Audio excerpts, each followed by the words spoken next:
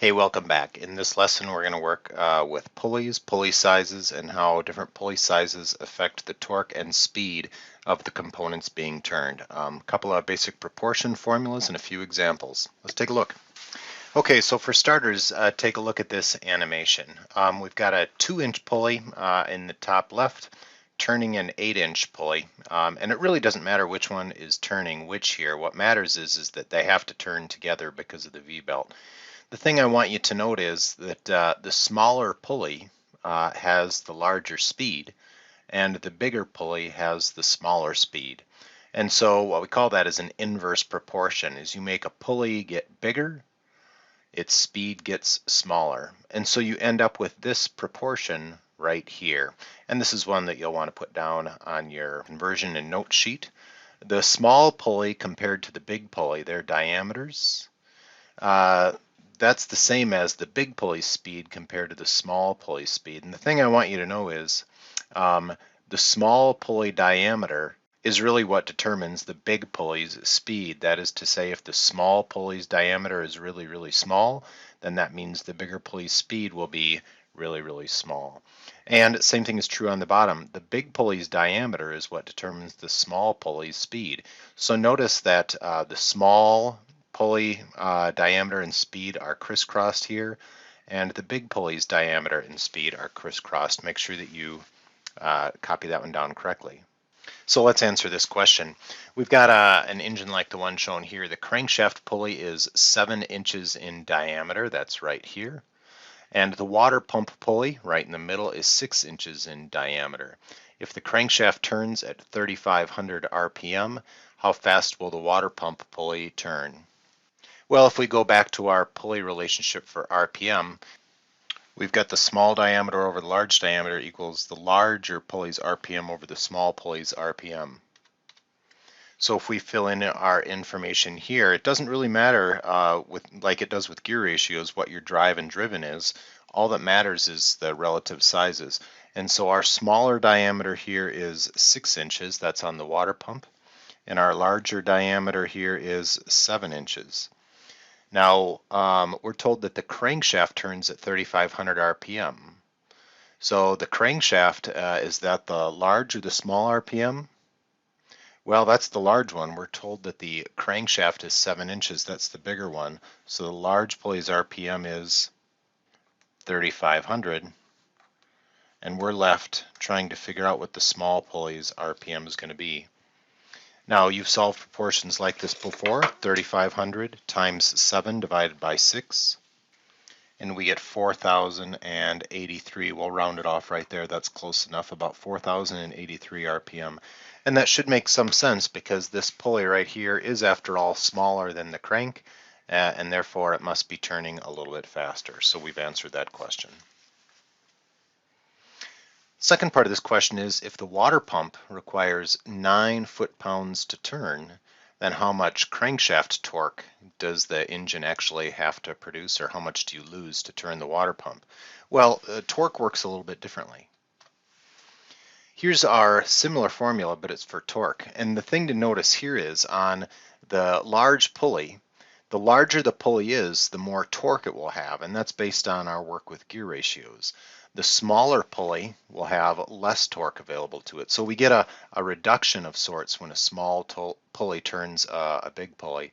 And that means we don't get that crisscross. The small pulley's diameter is on top with the small pulley torque, and the big pulley diameter is on the bottom with the big pulley torque. So you can write that down, and same type of relationship, but this isn't inverse. The bigger the pulley, the more torque it has. Now we can use that to answer the question that we were just looking at. So once again here, our smaller diameter, doesn't matter which one is where, is 6 inches. Our large diameter is 7 inches. Now we're told that the water pump requires 9 foot-pounds to turn. That is on the smaller pulley, so that's 9 foot-pounds on the smaller pulley. And we're left wondering how much torque the large pulley has to provide to accomplish that. So here again we can solve that just as a regular old proportion, 9 times 7 divided by 6. And if we do that, we get 10.5. And since that's a torque, that's in foot-pounds. So it actually takes the crankshaft 10.5 foot-pounds to get 9 foot-pounds to the pulley. And the reason it takes more is because you're gaining speed, as we saw just a minute ago. And since we're gaining speed, we're losing torque. Okay, one more example here. We've got a crankshaft pulley that's 4.5 inches in diameter, turns at 2200 RPM. What diameter should the alternator pulley be so that it turns 4000 RPM? Well,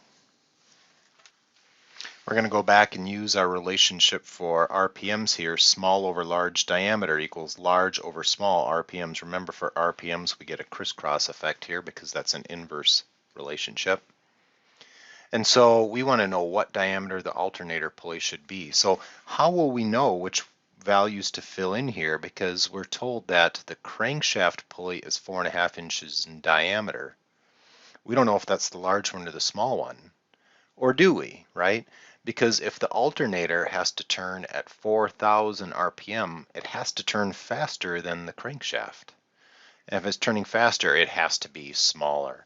So the smaller diameter is the one that we're looking for here. Our larger diameter has to be 4.5 inches. Now we're told that the crankshaft pulley is turning at 2200. That's got to be your larger diameter's RPM. And that means that the smaller diameter RPM that's on the alternator has to be 4000. And here again, just a nice simple proportion to solve. To figure out what that top diameter's got to be, we'll take 2200 times 4.5 divided by 4000. And we get about 2.48, which is about 2.5 inches or so, pretty close. Now let's answer the second part of that question. We're still going to use the same RPM diameter here. The question is, what diameter water pump pulley should we use so that it turns at 2500 RPM? Well, again, the water pump pulley is going to have to be smaller than the crank if we want it to turn faster. So we don't know the small pulley's diameter, but the larger pulley is still 4.5 inches. Now our larger pulley RPM, well, that larger pulley is going to be on the crank. And the crank is turning 2200 RPM. The smaller pulley is the one that we want to turn 2500, and that's on our water pump. Then you can solve that proportion, and we end up with 2200 times 4.5 divided by 2500. I won't show that work here, but we end up with about 3.96 inches, or we could call that about 4 inches. And that should make sense. It's just a little bit smaller, therefore it'll turn a little bit faster. Okay, let's take a look at one more here. I've got a little mini bike, pretty cool, homemade, electric motor-powered mini bike. The motor creates 2 foot-pounds of torque at 875 RPM. We want to figure out the torque on the back wheels and the RPMs of the back wheels. Now, even though these are sprockets, all the same principles apply. We could actually use our gear formulas that we saw earlier, or we can treat these as pulleys. The math works out the same either way. So let's start by figuring out the torque. As we saw earlier, the small diameter over the large diameter is equal to the small pulley, or in this case sprocket torque, over the large sprocket's torque. So let's fill in what we know. We don't have diameters here, but we're going to use teeth count instead. So our small sprocket here has 16 teeth, and our larger sprocket on the back wheel has 88 teeth. Now we know how much torque is on that small sprocket. We're told that it is 2 foot-pounds. And so how much torque is there on the back? Well, that's a pretty simple proportion. 2 times 88 divided by 16, that turns out to be 11 foot-pounds of torque. Now that's not a lot of torque, but it is enough to get the bike moving with a reasonable sized rider on it. Let's figure out what the back wheel's RPM is. Again, we could use gear formulas for this. So since we're dealing with RPM, we have to put a twist in it. The small diameter over the large diameter is equal to the large RPM over the small sprocket's RPM. Here again, our small diameter, or sprocket count in this case, is 16, whereas the large one is 88. And we're told that the small sprocket on the motor will turn at 875 RPM. We want to figure out what the RPM on the large sprocket turns out to be. So 16 times 875 divided by 88.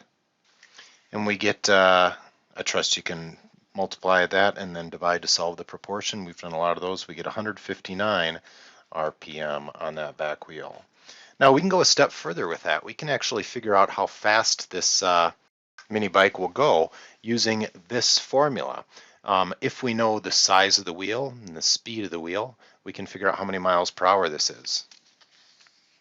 So I'm going to tell you that the diameter of the wheel in that picture is 14 inches. And with that, we can just plug and chug here. Our speed in miles per hour of this mini bike is going to be the wheel RPM. We just showed that that's 159 times the wheel diameter in inches, that's 14, times pi, which is 3.14 or so, divided by 1056. And if you crunch all that out, you'll get about 6.6 miles per hour. So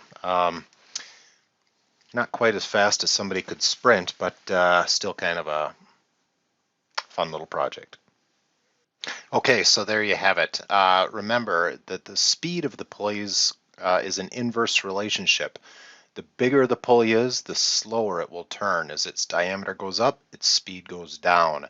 So when you write this proportion, that's why the small pulleys are opposite each other. They form a crisscross pattern, and so do the big pulleys.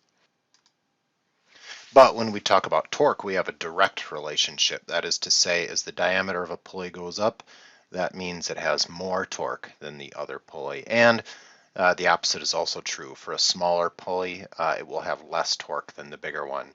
So when we write this proportion, the small pulley information goes on top on both sides, and the big pulley information goes on the bottom on both sides. Make sure you've got those written down correctly, and that should give you everything you need for our work today.